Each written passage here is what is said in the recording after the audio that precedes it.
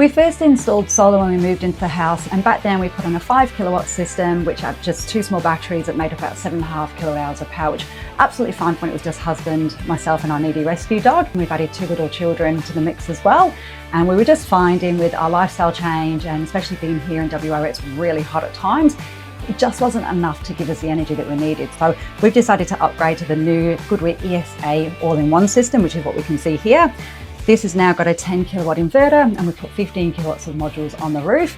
We have 32 kilowatt hours of storage, which is 4 of the battery packs, and you can actually add 2 more to that as well to go to 48 kilowatt hours. But basically this just means that we can be in the pool a bit longer during the summertime. You know, on those really hot days we can be outside and also have the inside air conning when we're ready to come in for our dinner time, and just live that little bit more comfortable here. So we're very modernising our home, and this is the life that we've brought our children into, and I'm really, really proud of that actually.